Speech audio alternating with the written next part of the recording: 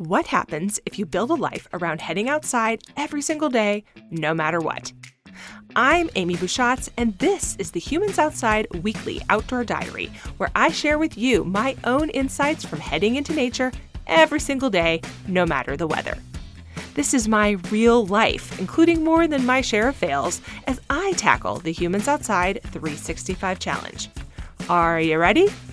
Let's go. When I first read productivity and time management expert Laura Vanderkam's most recent book, Tranquility by Tuesday, one idea immediately caught my imagination. In her book, Laura lays out 9 practices that her research has shown high performers use to make their life more tranquil, which is what we're all going for here, right? She suggests things like moving your body by 3 p.m., having a backup slot slated for anything that's really important that you get done, just in case your first plan falls through, and heading outside every day. Oh hey, that last one sounds familiar, doesn't it?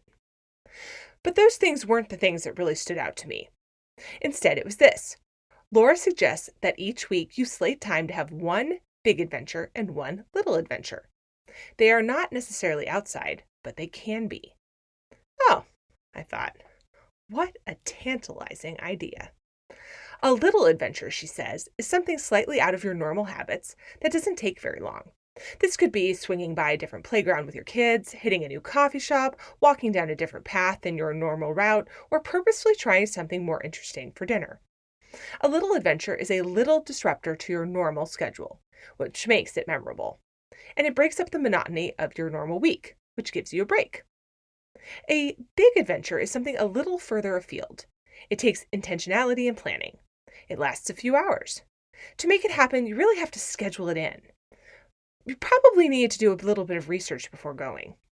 It might feel like work to make it happen. But because of those things, the adventure is extra memorable. And memorable is what we're going for here. Now, there are a few reasons I really like this idea. First is a big theme you hear me hit on time and time again. Intentionality. Doing anything out of the ordinary, big or little, takes intentional thought and planning. Which brings me to the idea of disruption. When you have intentionality, you bring disruption. You break yourself out of your mold and you put yourself in a situation where you can have influential and transformative experiences because whatever you are doing is no longer rote. And now you're in a place where you can have mindfulness because you are noticing what is happening around you because it is new. I've been working to practice one big and one little adventure weekly since talking to Laura about her book for a podcast episode in season 6, which I've linked for you in the show notes. My adventures are not always outside, though they often are.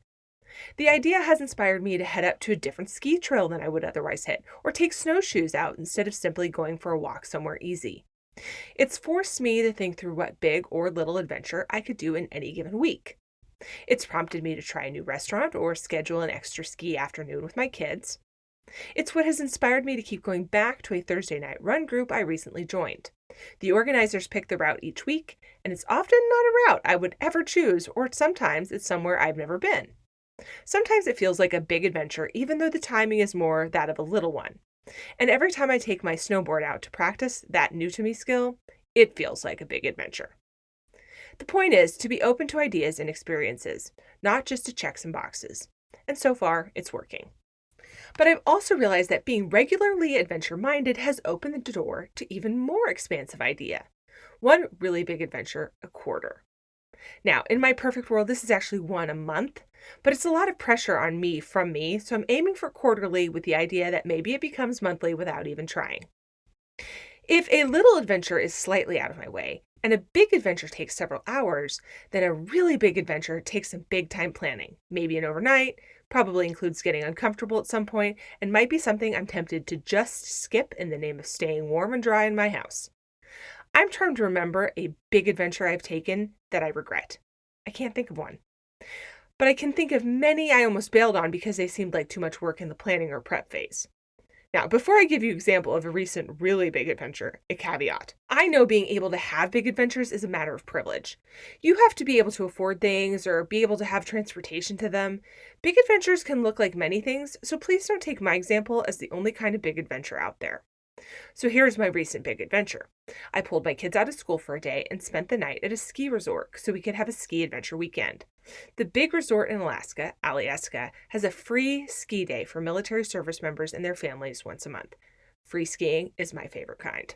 So the kids and I went down, stayed in the hotel the night before so we could use the pool and have a fun overnight, and stopped in at the low-cost ski hill on the military base on the way down so we could have an adventure there too. Great. It was a lot of fun. Mission accomplished. But Lord help me, what went into making it happen was not small and almost kept me home. First, I had to figure out what to do with the dogs. They ended up staying with a neighbor as a last-minute change of plans, but before that, I had them booked for boarding. And booking from them boarding meant I had to get their just-expired shots updated right this second. So I did that. Then I had to plan food for the trip. 2 lunches, 2 dinners, breakfasts, and snacks for very hungry ski people. Don't even get me started about packing everyone's ski gear because forgetting one piece of equipment is a great way to have a not very good weekend.